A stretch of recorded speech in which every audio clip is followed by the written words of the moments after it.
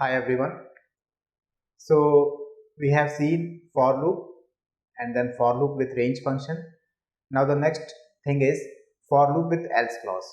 So जैसे हमने while loop में else clause को यूज किया था वैसे ही हम for loop के साथ भी else clause को यूज कर सकते हैं. So here some points are written. A for loop can have an optional else block as well. तो for loop के साथ optional else block को आप यूज कर सकते हैं. ठीक है, इसका मतलब ये हुआ कि else block जो है वो ऑप्शनल होता है. If you want to use it, then you can use it. Otherwise, no need to use else block. The else part is executed if the items in the sequence used in for loop exhaust. और else part कब execute होगा? जब for loop के अंदर जो भी items है, let's say अगर आप किसी sequence of numbers को for loop के साथ use कर रहे हैं, अगर वो sequence of number exhaust हो गया, खत्म हो गया, then आप क्या करोगे? else part को run करोगे. A break statement can be used to stop a for loop. In such case, the else part is ignored. तो जैसे while loop में अगर आप while loop के अंदर break statement यूज करते हो तो डेफिनेटली आप else part को नहीं रन करोगे. लेकिन वैसे ही अगर आप for loop के अंदर break statement का यूज करते हो, ठीक है, इस break statement का यूज करते हो, then फिर आप जो है उसके अंदर else part को जो है इग्नोर कर दोगे, else part को यूज नहीं करोगे. Okay, hence a for loop else part runs if no break occurs. तो for loop का जो else part है वो तभी रन होगा जब आपने for loop में कोई break statement का यूज नहीं किया हो. Okay, so here is the basic structure of using for loop. तो आप इसको एक तरीके से सिंटैक्स भी समझ सकते हैं. for item in sequence, item एक वेरिएबल है, सीक्वेंस हमारे पास let's say sequence of numbers या आइटम्स है.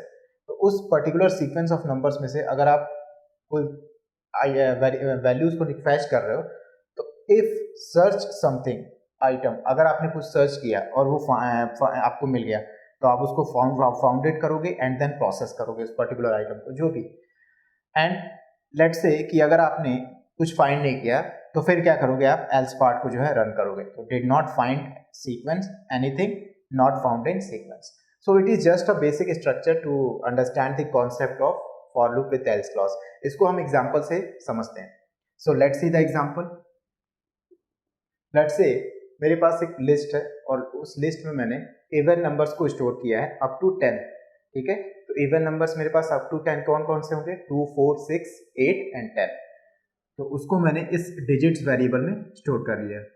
Digits equal to list 2, 4, 6, 8 and 10. तो टोटल 5 इवन नंबर्स है. अब मैं इस पर्टिकुलर लिस्ट पे फॉर लूप यूज करूंगा. For item in digits. ठीक है, तो क्या होगा? ये आइटम वेरिएबल जो है इस पर्टिकुलर लिस्ट पे जो है अप्लाई होगा और इसमें से 1 बाय 1 वैल्यू को फैच करेगा. तो for item in digits I just print item. ठीक है, तो जो भी आइटम होगा उसे मैं प्रिंट करूंगा. अंडरस्टैंड?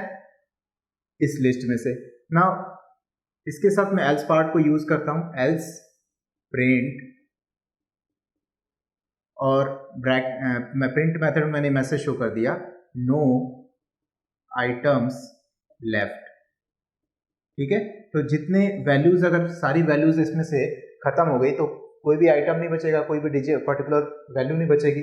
तो उस केस में हम एल्स पार्ट को रन कराएंगे. तो what will happen if you interpret this program? तो आउटपुट में आपको सबसे पहले हम क्या करेंगे? आउटपुट में तो आइटम जो वेरिएबल है फॉर लूप, ये सबसे पहले 2 वैल्यू को फैच करेगा, फर्स्ट वैल्यू को, और इसे प्रिंट कर देगा. तो आउटपुट में आपको शो हो गया 2. देन अगेन ये लूप रन करेगा और इस टाइम सेकंड वैल्यू को फैच करेगा 4 प्रिंट हो जाएगा. देन नेक्स्ट टाइम 6 वैल्यू को फैच करेगा, 6 प्रिंट हो जाएगा. नेक्स्ट टाइम 8 वैल्यू को 8 प्रिंट हो गया एंड देन 10th वैल्यू को 10 प्रिंट हो गया. अब इसमें कोई भी वैल्यू बची नहीं. तो जब कोई वैल्यू बची नहीं तो फिर हम क्या करेंगे? एल्स पार्ट को रन करेंगे. ठीक है, और एल्स पार्ट में क्या लिखा है? No items left. तो आपको मैसेज शो हो जाएगा नो आइटम्स लेफ्ट. तो आपको आउटपुट में शो होगा 2, 4, 6, 8, 10 and then after no items left. तो इस तरह से हम जो है एल्स क्लॉज का जो है फॉर लूप में यूज करते हैं. अगर आपने इस प्रिंट के बाद यहाँ पे ब्रेक यूज किया होता तो आपको ये जो आउटपुट है नो आइटम्स लेफ्ट ये शो नहीं होता, ठीक है। तो अगर आप ब्रेक यूज करते हैं तो एल्स पार्ट एग्जीक्यूट नहीं होता है, अगर आप ब्रेक नहीं यूज करते हैं तो एल्स पार्ट जो है एग्जीक्यूट होता है। Okay, so this is the whole idea of for loop with else clause. Now in the next lecture we will see other concept in Python language.